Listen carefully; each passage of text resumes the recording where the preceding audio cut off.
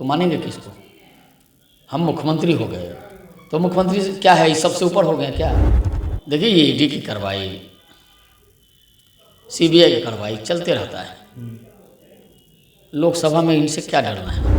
ED अगर आपको बुला रहा है कोई बात करने के लिए तो उस पर हाजिर हो जाए, उसको जवाब दीजिए। भाई अब जबरन आपको कोई किसी को जेल के अंदर नहीं ना डाल देगा।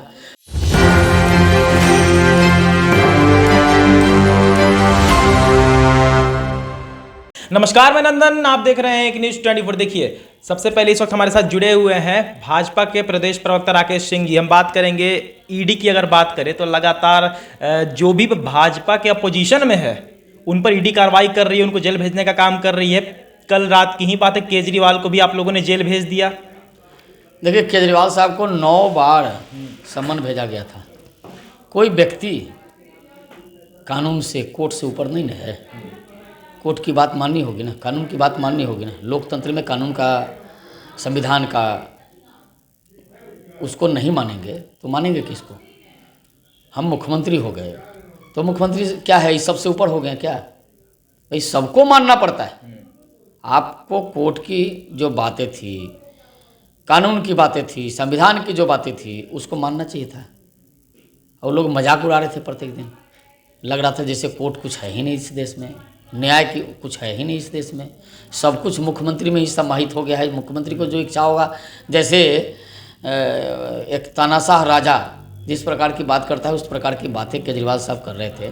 तो केजरीवाल जी को ये हर्ष, ये स्थिति आनी थी, उनके साथ ये स्थिति आने वाली थी और उसी का परिणाम दिखा है कल।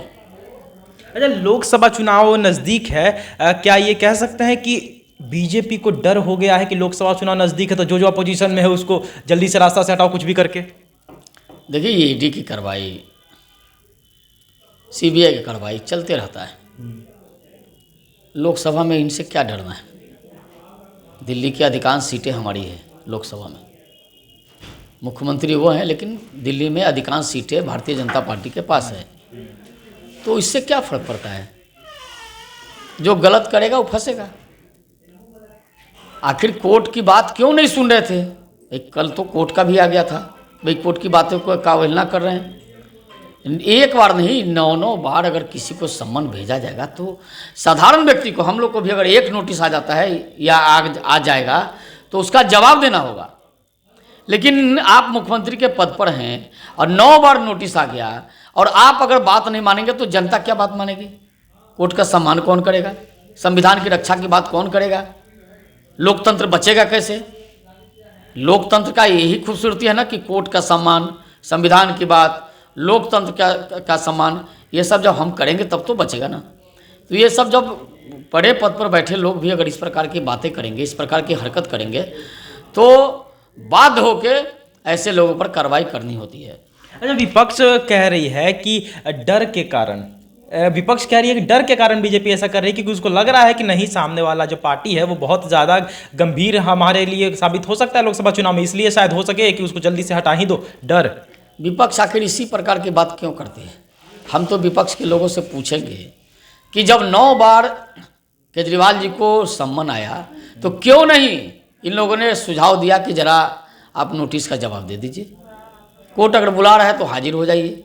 ईडी अगर आपको बुला रहा है कोई बात करने के लिए तो उस पर हाजिर हो जाए, उसको जवाब दीजिए। भाई अब जबरन आपको कोई किसी को जेल के अंदर नहीं ना डाल देगा। 9 बार अगर कोर्ट ने, ईडी ने जब कहा कि आप जवाब दीजिए तो आप जवाब नहीं देंगे, नोटिस का जवाब नहीं देंगे तो क्या होगी बताइए? आखिर कौन मानेगा बात? तो विपक्ष के लोगों को यह बताना चाहिए कि आखिर उनको इतनी ताकत किसने दे दिया था कि 9 बार नोटिस के बाद भी वो जवाब नहीं दे रहे थे, वो हाजिर नहीं हो रहे थे। क्यों नहीं हो रहे थे भाई? देश का संविधान बड़ा है या देश में संविधान के तहत बैठे लोग, व्यक्ति बड़ा है? कौन बड़ा है? ये तो बताना पड़ेगा ना विपक्ष के लोगों को। विपक्ष को इस मर्यादा का ख्याल रखना पड़ेगा। देश संविधान से चलता है, देश व्यक्ति से नहीं चलता है। देश में संवैधानिक पद पर बैठा हुआ व्यक्ति को संविधान की मर्यादा का ख्याल रखना पड़ता है। देश संविधान से, कानून से, लोकतंत्र से चलता है। चलिए आखिरी सवाल लेंगे राकेश जी आपसे कि क्या संदेश देना चाहेंगे आप? लोकसभा चुनाव है, उसके बाद 2025 में भी है चुनाव, क्या राज्य और राष्ट्र दोनों में बीजेपी होगी? भारतीय जनता पार्टी पूरे राष्ट्र में है। हम राष्ट्रवादी बातों को लेकर भारत की जनता के पास गए और उन्हीं विचारों को आगे बढ़ाने का काम किया और देश की जनता ने हमको 2 बार प्रचंड बहुमत से सरकार बनाने का मौका दिया है। और इस बार भी भ्रष्टाचारी चाहे कितना भी एकजुट हो जाए, देश की जनता ने मन बना लिया है, इस बार भी प्रचंड बहुमत की सरकार बनेगी।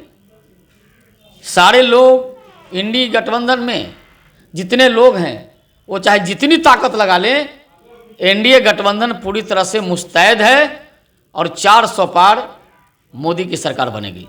चलिए देख सकते हैं इस वक्त हमारे साथ जुड़े हुए थे भाजपा के प्रदेश प्रवक्ता राकेश सिंह जी। हमने खासा इनसे बातचीत की। हम आपको बता देते हैं जिस तरीके से कल रात को ईडी ने केजरीवाल को भी जेल भेजने का काम किया है, तो जिस तरीके से विपक्ष सवाल उठा रही है कि क्या भाजपा डर गई है, क्या डर के मारे भाजपा अपने विपक्ष को जेल भेजने का काम कर रही है, जो भी उनके कंपेटिटर है, जो भी उनके टक्कर में आते हैं, तो इन सब सारे सवालों के बहुत ही बखूबी तरीके से जवाब दिया इन्होंने और साफ तौर पर इन्होंने क्या कुछ कहा विजुअल में देख सकते हैं। धन्यवाद।